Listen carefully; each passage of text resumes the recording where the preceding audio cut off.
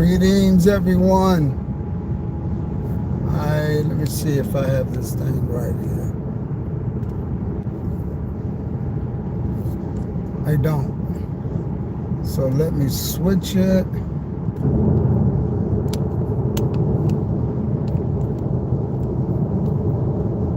There we go. Hope this message finds you all well and all of that good stuff.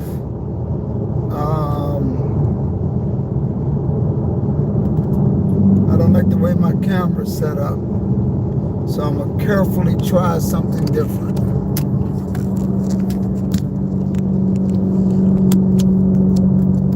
There we go. That's better. That is a lot better. So I hope this message finds everyone well and doing well and all of that good stuff. And however you're doing, I just hope that it finds you good, well, prosperous, all of that stuff. I'm just covering up my insignia there. All right.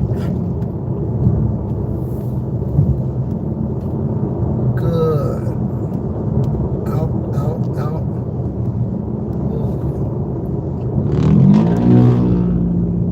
I don't know what I just did to my camera. Okay. Politics.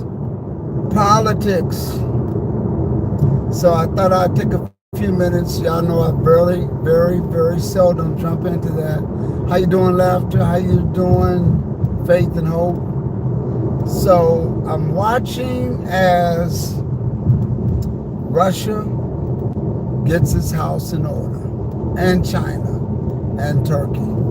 It's like the scriptures are totally unfolding. It's great when you watch it. So it's great. You know, I was talking to someone this week, and they said, how did they put it? Oh, you know that there's getting ready to be warfare in America, and so. And I said, okay. And they said, they were talking about Zechariah, the 14th chapter. And I said, that's not America. That's Jerusalem. That's Zion. That's the holy city. And it's like people are just looking for something in the wrong place. And the reason why it's important, because once it happens, you need to know where it's happening at. How you doing, Tasha? How you doing, Kelly? I hope everything's well with you guys. So, enough of the politics, other than just to watch it and watch the pieces of the puzzle move around, because they are definitely moving around on the chessboard. I mean, it's so evident. China is loaning everybody money. Russia is sort of like, you know, when you got a loan shark and then you got a bully that comes when you don't pay. That's like Russia. So China's the loan shark, and Turkey is the business aspect in the Middle East, and Russia is the bully. And so you got all of it together. The loan shark, the hitman, and the business aspect of it, which is basically the front. So it's amazing how all of this continues to unfold. I mean, just really amazing. And when you read the scriptures, it's like, wow. But beyond all of that, we had a good time this weekend. Thank all of you all for tuning in for the Sabbath message. Friday night, there won't be any Bible study, but I will be coming online, but there won't be Bible study. I don't know exactly what I will be doing, but I'll be coming on, but it'll be like in the form of a car cam, and I'll maybe share some scriptures, but it won't be a very lengthy thing that we'll be doing at all. So that's going to be Friday night, probably around 8:30ish. So I just wanted to let you know that I'll be out of town this weekend, so that's why. On the 25th, we do have a guest speaker, a guest teacher when I do come back. We have a guest teacher coming in town. And one of our other elders is going to be still coming on at 1 o'clock live. Got a lot of messages and feedback on the message on this past Sabbath. People not really, who were not as informed before the message, they are now, but before that lesson, that we had a job, that all of the nations of the earth were supposed to come and learn from Israel. And I thought that lesson, when I was putting it together, just realizing what we were supposed to do and how we were supposed to be the head and not the tail. And it's amazing that we dropped the ball. When you see some of these camps telling people that they're not going to receive salvation, when your job is really to give them and bring them to the knowledge of salvation. And when we're not doing that, we continue to drop the ball. We continue to drop the ball, and that's what Israel is doing. Hebrews are continuing to drop the ball. So hopefully we'll get all of that stuff together one day. Lady J, how you doing? We got Lady J, we got working toward better health. IOG, Brother Antoine is coming down the 25th. He's going to come down and be with us. He's going to be the teacher that day. We're looking forward to that. In fact, I'm going to be his reader that day. And he's a good teacher. So I'm looking forward for him coming down to be with us on January the 25th. We got some new things that we're going to be doing, kicking off. This is a new decade, a whole new decade. You know, when we go into a new decade, there's some things to look out for. I understand that the Pope has that big meeting in May where he's calling the ecumenical movement to come together and meet, to have this big meeting for the good of the order. It's amazing that when the Pope calls a meeting like this, how many people respond. But what they're doing is they're responding to their leadership. And it's good because you can identify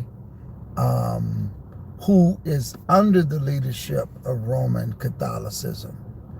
And it's not, you don't have to be a Catholic to be under Roman Catholicism.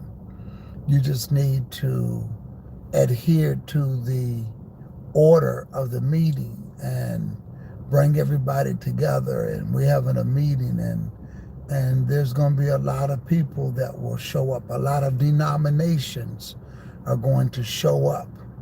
And the meeting is supposed to be about for the good of the order of the children of the earth. That's what the meeting is supposed to be on. The other discussion is going to be global warming. But this is just, let me tell you about meetings like this. What you do first is you call the meeting and tell people to come. Then you see who comes. And the fact that people come shows that you have control.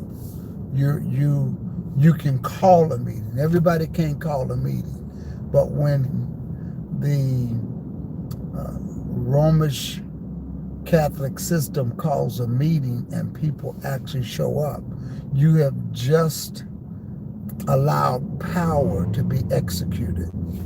And it's almost like somebody sends out an invitation that says, hey, we're going to have an all-important meeting. We're going to be discussing whatever. And if people actually show up, you just empowered that individual. Now, if nobody shows up, that means you don't have the juice. You don't have the power. You don't have the charisma to bring people together.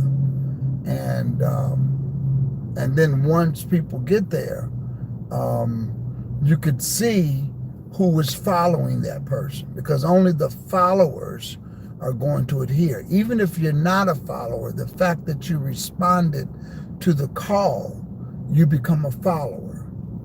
Again, you don't have to be Catholic to be a follower. You just have to be a follower of the teaching, the denomination. So you're going to see, I mean, it's going to roll out. I'm sure it's going to be media there, people covering it. You're going to find a lot of the mega churches. Leadership is going to be there.